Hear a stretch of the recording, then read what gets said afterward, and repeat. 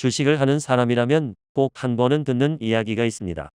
주식으로 돈을 버는 방법은 사실 쉽다. 싸게 사서 비싸게 팔면 된다.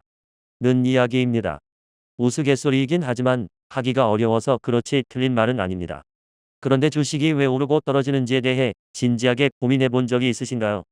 왜 어떤 주식은 몇십 년 동안 우상향하는 반면 어떤 주식은 상장한 순간부터 계속해서 처박기만 하는 걸까요? 혹자가 말하는 것처럼 주식 시장을 지배하는 어떤 세력의 마음대로 주가가 변하는 걸까요? 혹은 주식이 정말로 아무 이유 없이 오르고 떨어지는 도박과 같은 걸까요? 결론부터 말하자면 절대 그렇지 않습니다. 워렌 버핏의 스승이자 가치 투자의 아버지라고 불리는 벤저민 그레이엄은 이렇게 말했습니다. 주식 시장은 단기적으로는 인기 투표이지만 장기적으로는 체중계와 같다. 즉, 단기적으로는 사람들의 선호에 따라 주가가 결정되지만 장기적으로는 기업의 몸무게에 따라 주가가 결정된다는 의미입니다. 그렇다면 장기적으로 기업의 주가를 결정하는 몸무게는 무엇일까요? 바로 기업이 버는 돈, 즉 이익입니다. 기업의 존재 이유는 궁극적으로는 이윤의 창출이며 매출액에서 모든 비용을 차감후 남은 돈, 즉 순이익은 해당 기업의 주식을 보유한 모든 주주의 몫입니다. 그렇기 때문에 주주로서 내가 가져갈 수 있는 기업의 이익이 장기적, 궁극적으로 주식의 가격을 결정하게 되는 것입니다. 이것이 사실인지 실제 몇 가지 주식의 사례를 살펴보도록 하겠습니다. 먼저 모두가 아는 기업이자 장기 우상향의 대명사인 마이크로소프트입니다. 위 그래프는 마이크로소프트의 지난 10년간 주가와 주당 순이익 그래프입니다. 기업의 가치, 즉 시가총액이 기업의 이익과 비례한다고 했을 때 시가총액과 이익을 발행 주식 수로 나눠주면 주가와 주당 순이익이 됩니다. 따라서 장기적으로 주가가 주당 순이익에 수렴하는 것을 실제로 확인할 수 있습니다. 하지만 정말로 마이크로소프트뿐만 아니라 다른 기업도 주가가 주당 순이익에 따라 결정되는지 의문이 남아있을 수 있기 때문에 몇 가지 기업을 더 살펴보도록 하겠습니다. 위 그래프는 월트 디즈니입니다. 코로나 이전 이익이 꾸준히 상승할 때는 주가 또한 우상향하다가 코로나로 인해 폭락한 후 풍부한 유동성과 디즈니 플러스라는 신사업에 대한 기대감으로 주가가 크게 올랐으나 코로나 이전의 이익을 회복하지 못해 주가 또한 코로나 이전 수준에 도달하지 못하는 걸 확인할 수 있습니다. 이상으로 기업의 가치는 결국 기업의 이익이라는 요소가 결정한다는 것을 실제 사례를 통해 확인해 보았습니다. 그렇다면 자연스럽게 이런 생각이 들 것입니다. 기업의 이익이 주가를 결정하는 요인이라면 이익 대비 주가가 낮다면 싼 주식이라고 할 수 있지 않을까? 여기서 나오는 개념이 바로 PER입니다. PER은 기업의 시가총액을 1년 순이익으로 나누거나 혹은 주가를 1년 주당 순이익으로 나눠서 계산하게 됩니다. 그렇기 때문에 PER이 낮을수록 일반적으로 주가가 저렴하다라고 말하게 됩니다. PER은 계산법도 간단하고 기업의 이익이 기업의 가치를 결정하는 본질적인 요소라는 점에서 의미도 있는 지표입니다. 하지만 이렇게 간단한 지표 하나로 주식의 싸고 비쌈을 평가할 수 있다면 세상엔 주식으로 돈을 잃는 사람이 한 명도 존재하지 않았을 것입니다. 위에서 장기적으로 주가가 기업의 이익을 따라가는 것을 확인했음에도 불구하고 PER은 현실적으로 완벽하지 않은 지표입니다. 그 이유는 무엇일까요? 그 이유는 주가가 기업의 과거 이익이 아닌 미래의 이익을 따라간다는 점입니다. 그렇기 때문에 과거 1년의 이익을 사용하는 PER이라는 지표에 한계가 있는 것입니다. 물론 이러한 한계를 보완하기 위해 과거 1년의 이익이 아닌 미래 1년의 이익 추정치를 사용하는 포워드 P라는 지표도 존재하지만 단순히 이 지표 하나로 주가의 밸류에이션을 하기에 한계가 있는 것은 마찬가지입니다. 아무튼 이런 지표로 주식을 밸류에이션 할 수 없다면 도대체 어떻게 해야 주식의 가치를 평가할 수 있을까요? 결국은 스스로 공부와 고민을 통해 추정하는 수밖에 없습니다. 이를 위해서는 재무제표를 들여다보고 회사가 하는 사업과 해당 산업에 대한 탐구가 그 방법이겠습니다. 물론 이러한 과정이 매우 복잡하고 어렵기 때문에 오늘 자세히 다루기보다는 이후에 함께 알아보도록 하겠습니다. 주가를 결정하는 요인이라는 주제로 다시 돌아가 보자면 확실히 주가는 장기적으로 주당 순이익에 수렴하지만 반드시 일치하는 게 아니라 때론 주당 순이익보다 높게 때로는 낮게 형성되는 것을 볼 수 있습니다. 이번에는 주당 순이익 외에도 주가에 영향을 미치는 요소들에 대해서 알아보도록 하겠습니다. 첫 번째 요인은 금리입니다. 금리, 즉 이자율은 주식뿐만 아니라 경제 전반에 막대한 영향을 끼치는 요소입니다. 기본적으로 금리가 낮아질수록 경기라는 엔진이 더 빨리 돌아간다고 보면 됩니다. 이자율이 낮아지면 적금과 같은 저축의 매력도가 상대적으로 떨어지기 때문에 사람들은 주식이나 부동산과 같은 자산에 더 투자하게 되고 이는 주가를 상승시키는 요인으로 작동합니다. 또한 이자 부담이 줄어들게 되어 자산을 매수할 때 레버리지를 활용하기 쉬워져서 자산 시장을 과열시킵니다. 또 저축이라는 게 소비를 하고 남은 돈으로 하는 것이기 때문에 예적금의 매력도가 떨어지면 소비가 늘어나기 때문에 이는 곧 기업의 이익 증가로 이어져서 주가에 긍정적인 영향을 끼칩니다.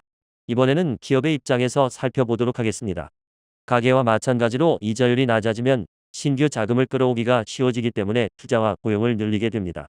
또한 이자 비용이 감소하여 순이익이 늘어나는 효과를 기대할 수도 있습니다. 또 낮은 금리로 인한 통화량 증가는 물가를 상승시켜서 기업의 명목적 이익 수치가 증가하기 때문에 인플레이션이 주가에 반영되기도 합니다. 이처럼 금리는 낮아질수록 경제와 주식 시장 전반에 활기를 불어넣기 때문에 금리가 낮을수록 주가를 끌어올린다로 정리하고 넘어가도록 하겠습니다. 두 번째 요인은 환율입니다.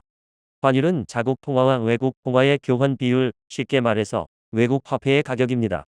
원달러 환율이 1,000원이라는 말은 1달러를 얻기 위해 1,000원을 지불해야 한다는 것을 의미합니다. 해외에서 반도체를 100달러에 판매하던 회사는 환율이 상승하면 원화로 환산한 매출액과 이익이 증가하기 때문에 환율 상승이 주가에 긍정적인 영향을 끼칩니다. 반대로 해외에서 밀가루를 수입하여 국내에 판매하는 기업의 경우 환율이 상승하면 비용이 증가하여 주가에 부정적인 영향을 끼칩니다. 또한 환율이 상승하게 되면 대한민국의 주식에 투자한 외국인 입장에서는 달러로 환산한 주가가 하락하기 때문에 외국 자본이 유출되는 힘으로 작용하게 됩니다. 주가에 영향을 끼치는 세 번째 요인은 주주 환원 정책입니다. 주주 환원이란 기업의 이익을 주주에게 직접적으로 돌려주는 것을 의미하며 배당금 지급과 자사주 매입이 대표적입니다. 농작물 수확을 기대하며 농사를 짓듯이 기업의 이익이 투자자에게 돌아갈 것이라고 기대를 하며 투자를 하게 됩니다.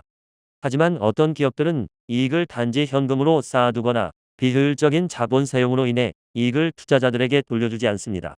이러한 기업들이 꾸준한 배당 혹은 자사주 매입을 약속한다면 투자자들에게는 해당 기업이 기존보다 더 매력적으로 보이게 됩니다. 또한 꾸준한 배당금 지급과 자사주 매입은 기업이 넉넉한 현금을 보유하고 있다는 것을 보여줍니다. 특히 기업이 매입 시기나 횟수를 상대적으로 자유롭게 정할 수 있는 자사주 매입과 다르게 배당은 한번 시작하면 정해진 주기마다 꾸준히 지급하는 게 일종의 약속과 같아서 적은 금액이라도 배당 지급을 시작했다는 사실만으로도 주가가 크게 오르는 경우를 종종 볼 수 있습니다. 반대로 배당금을 삭감하거나 중단하는 경우는 기업의 경영 활동이나 재무에 문제가 발생했다는 뜻이기에 주가가 크게 하락하는 경우가 많습니다. 다만 배당금 지급이나 자사주 매입 같은 주주 환원 정책은 기업이 자본이나 이익을 사용할 수 있는 여러 가지 선택지 중 하나일 뿐인 것이며 기업의 자신의 가치를 근본적으로 높이는 것은 연구개발, 마케팅, 인수 및 합병을 통해 매출액과 이익을 증가시키는 것입니다. 따라서 단순히 배당을 많이 지급한다고 하여 긍정적으로 배당을 전혀 지급하지 않는다고 하여서 단순히 부정적으로 판단해서는 절대 안 됩니다. 주가에 영향을 끼치는 네 번째 요소는 투자 심리입니다. 주식시장엔 이런 말이 있습니다. 증권사의 아기업은 엄마가 나타나면 주식을 모두 팔아라. 아기를 돌보느라 바쁜 엄마조차도 주식을 사러 올 정도면 이미 많은 사람들이 주식을 매수하여 과열된 시장이라는 뜻입니다. 많은 사람들이 주식시장에 뛰어들수록 주식시장에 유입되는 자금이 늘어나기 때문에 주가를 전반적으로 상승시킵니다. 그렇다면 사람들은 언제 주식시장으로 뛰어들고 언제 주식시장에서 뛰쳐나갈까요? 일반적으로 사람들은 주가가 크게 상승할 때 뛰어들고 크게 하락할 때 뛰쳐나갑니다. 이를 보여주는 대표적인 예시가 피터 린치의 마젤란 펀드입니다. 마젤란 펀드는 1977년부터 13년 동안 시장 수익률의 2배인 연평균 29.2%를 기록한 엄청난 성과를 낸 펀드입니다. 놀라운 사실은 이 기간 이 펀드에 투자해서 돈을 번 사람보다 돈을 잃은 사람이 더 많았다는 것입니다.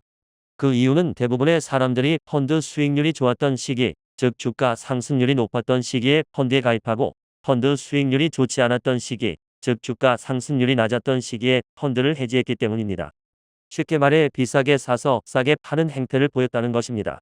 위 그래프는 코스피 지수와 한국갤럽의 여론조사에서 가장 유리한 재테크 방법으로 주식을 선택한 사람의 비율을 나타냅니다. 주식이라는 자산의 속성은 크게 변하지 않았음에도 불구하고 주가가 높은 시기에 주식을 좋은 재테크 수단으로 생각하고 주가가 하락하면 이러한 사람들의 상당수가 사라지는 걸 확인할 수 있습니다. 이렇듯 주가의 변동은 사람들의 투자 심리에 큰 영향을 끼치고 또 사람들의 자본이 주가에 영향을 끼치기 때문에 대중의 심리는 주가 상승기든 하락기든 그 폭을 더 키우는 요소라고 할 수 있습니다. 주가에 영향을 미치는 다섯 번째 요소는 국가 정책입니다. 국가의 정책은 경제 전반에 큰 영향을 줄 수밖에 없습니다. 한국전력이 가장 적합한 예시라고 생각합니다. 한국전력 지분의 상당 부분을 정부 혹은 공공기관이 보유하고 있으며 매출의 95%가 전기 판매입니다. 전기세는 기업이나 자영업자의 비용, 일반 국민들의 생활비이기 때문에 정부가 한국전력의 의사결정권을 확보한 상태에서 다른 기업처럼 이익을 극대화하기 위해서 전기 가격을 인상하기 어렵습니다. 따라서 전력 발전 비용에 비해서 정부가 전기 가격 인상을 억제하는 정책을 시행한다면 한국전력의 순이익은 감소하게 되어 주가를 억누르게 되는 것입니다. 한국전력처럼 꼭 정부가 지분을 보유한 기업이 아니더라도 업종에 따라서 상대적으로 정부 정책의 영향을 많이 받는 기업도 있습니다.